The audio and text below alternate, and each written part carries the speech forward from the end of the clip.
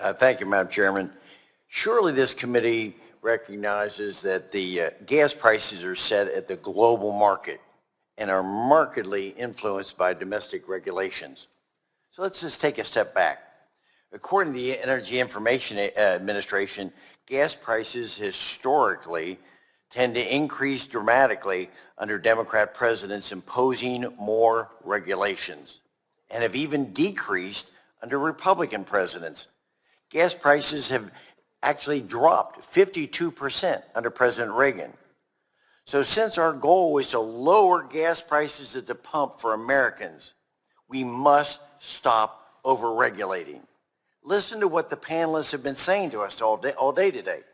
To reduce prices, we must allow increases to production and supply. So Madam Chairman, high gas prices seem to be responding to the increased regulations that have been imposed. This administration has already been waging its own war on fossil fuels by issuing a federal leasing moratorium, slowing down the permitting process. Companies have sought 22,000 permits for drilling, but only 9,000 have been approved. They're weaponizing the Federal Reserve and the SEC, and they're canceling the Keystone Pipeline and threatening others like Line 5, the Atlantic Coast Pipeline, Dakota Access Pipeline, the Mountain Valley Pipeline. No wonder the market is nervous and prices have increased. Remember, our goal is to lower gas prices at the pump for Americans. Increasing regulations will produce the opposite effect. So, Mr. McMaster, yesterday the Wall Street Journal reported that the Biden administration is seeking to increase oil imports from Canada. Really?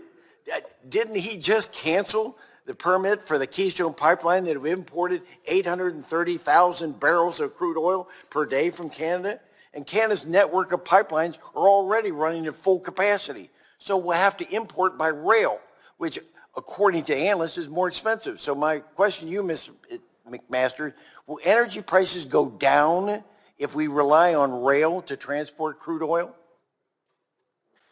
Congressman, I'm not an economist. I'm a washed-up general, But I would say that I think that they would go up, of course. And what I think this is just one example of the irrationality of energy policy, and this is what I mean by the need to integrate energy policy with national security policy and with climate policy.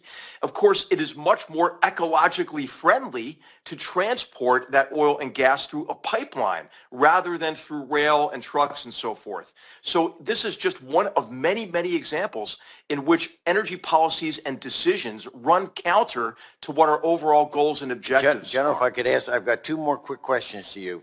One is, the Atlantic Coast and the Mountain Valley pipelines, if they had been completed, would that have made energy costs in America more likely to have decreased?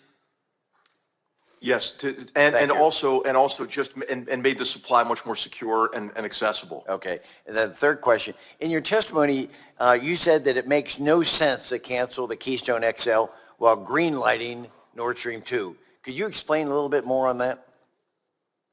Well, what happened is, we denied Canada access to our market. And of course, what's Canada going to do? They're going to have to sell oil elsewhere, maybe to China, for example, which would give China maybe more power over Canada's economy.